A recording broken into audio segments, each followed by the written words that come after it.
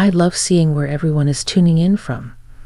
And if you enjoy stories about real life, growth, and the surprising moments that shape us, please take a moment to subscribe to the channel and give this video a like. It truly helps. Now, let me take you back to that evening. It was a warm Friday night, the kind of evening when the house feels unusually still, even with the television humming. My son had invited a couple of his friends over for their usual movie hangout, and I didn't think much of it. I was in the kitchen, wiping down the counter, listening to their laughter drift down the hallway. Then the doorbell rang again. When I opened it, there stood Ethan, my son's longtime friend. He'd been around our house for years, always polite, always soft-spoken, the kind of young man who reminded you of the good still left in people. But that evening, he looked different. A little pale, a little distracted, like he'd left a piece of himself somewhere outside.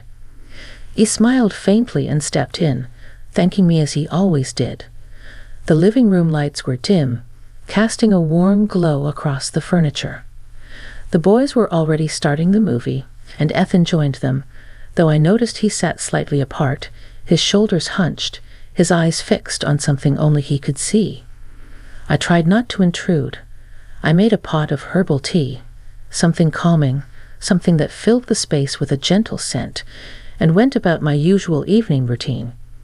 But every so often, I caught Ethan glancing toward the doorway, as though wanting to say something but unsure how. When the movie ended, the boys drifted off to the kitchen for snacks, leaving Ethan in the living room. I stepped in to collect a few empty glasses, and he looked up at me with an expression that made me pause. It wasn't dramatic or heavy, just quietly sincere, like someone carrying a thought too meaningful to keep tucked away. "Can I talk to you for a moment?" he asked softly. His voice wasn't strained, but it held a careful honesty that made me set the glasses down. "Of course," I told him. He hesitated, searching for the right words, and for a moment the room felt very still. The lamplight reflected gently off the picture frames, and the air carried that soothing mix of tea and warmth. It was one of those unexpected moments when life slows down, inviting you to listen. And that was when he began to speak, slowly, thoughtfully, about something I never imagined he'd share with me. He took a slow breath before speaking, and I could see the effort it took for him to find his voice. The boys' chatter drifted faintly from the kitchen, giving us a small pocket of quiet in the living room. The lamplight felt softer somehow, as though it sensed he needed gentleness. "I didn't want to bother anyone tonight," he said. "I almost stayed home, but I didn't really want to be alone either."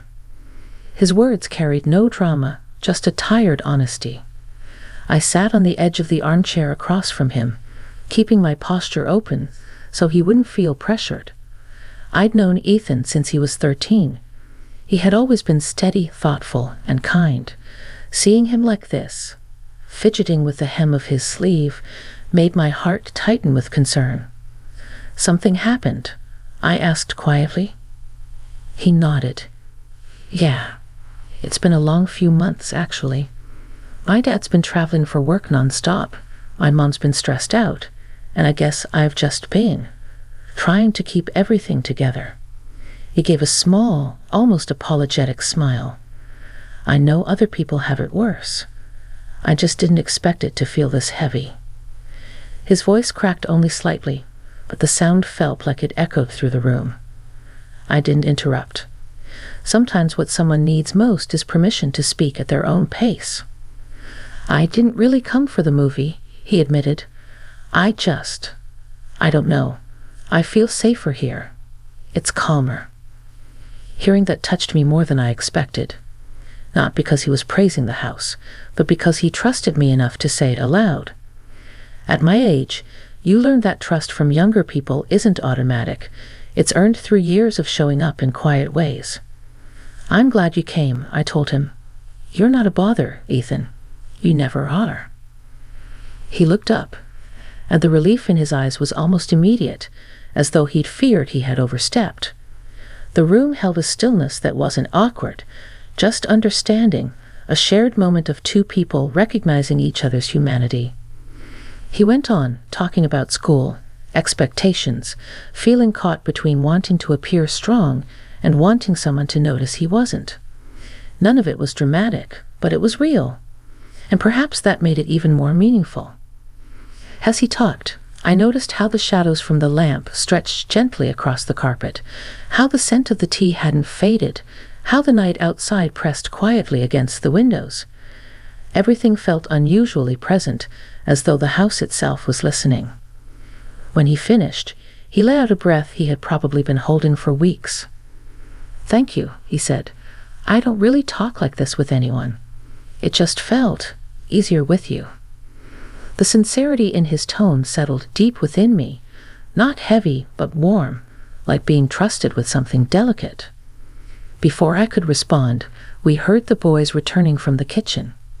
The moment dissolved naturally, not abruptly, like a curtain gently closing. Ethan straightened, wiping whatever remained of the tension from his expression. I didn't press him further. I simply gave him a small nod, letting him know the conversation didn't end here, not unless he wanted it to.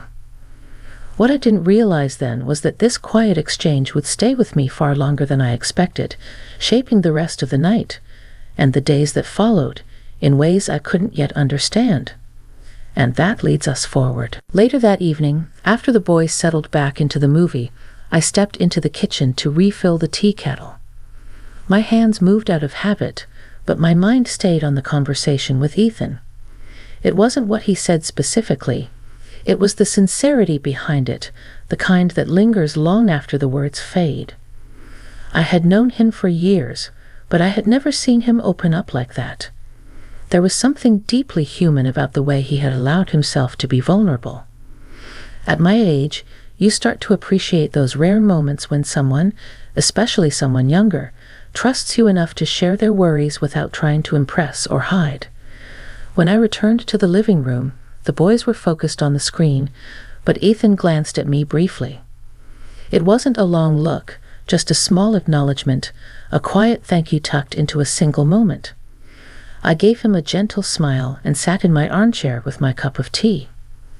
The movie played on, but the room felt different to me, warmer somehow, as though a small corner of it had shifted. I watched them laugh at the jokes, argue lightly about the plot, and settle back again. Ordinary moments, yet meaningful in their simplicity. As the night grew later, one by one the boys gathered their backpacks and headed home. My son went upstairs, tired from the long week, leaving Ethan by the door, tying his shoelaces slowly. Something told me he wasn't quite ready to leave yet, though he didn't say so. He stood up, hesitating. "Thanks again for earlier," he said softly. I didn't expect to talk about all that, but it helped. "I'm glad," I replied. "Sometimes letting things out is the first step to feeling lighter." He nodded, but didn't reach for the door immediately. Instead, he looked around the living room, the lamp still glowing, the blankets folded from movie night, the faint smell of tea lingering in the air. "This house always feels like a pause button," he said, "like the world slows down here." The words settled deep in me. I had always tried to make our home a place of calm, something steady in a noisy world. Hearing that it gave someone else comfort made me unexpectedly emotional. "You're welcome here anytime," I told him. He gave a grateful smile, the kind that revealed a flicker of his old confidence. Then he stepped outside, the porch light falling gently across his face. The night air was cool, and for a moment he simply stood there, breathing it in. "I'll see you soon," he said. When the door closed and the house returned to its quiet rhythm, I stood in the hallway reflecting on how the smallest moments can ripple through your heart in ways you never anticipated. His honesty, his trust, it wasn't just touching. It reminded me that even as we grow older, people still find pieces of us they can lean on. And as I turned off the lights, I realized something had shifted inside me too, as if a new chapter in my own understanding of connection had quietly begun. What happened the next time I saw him would deepen that shift even more. A few days passed before I saw Ethan again. It was mid-afternoon on a quiet Wednesday, the kind of day when the sun slips through the windows at just the right angle, casting long, gentle rays across the living room floor. I was sorting through mail when I heard a soft knock on the door. When I opened it, there he stood, calmer than the last time, but with a thoughtful expression that told me this wasn't a casual visit. "Hope it's okay I stopped by," he said. "I was passing through the neighborhood." He wasn't passing through, I could tell, but I didn't call attention to it. Instead, I invited him in, and he stepped inside with the kind of familiarity a person feels when they've grown up around your home.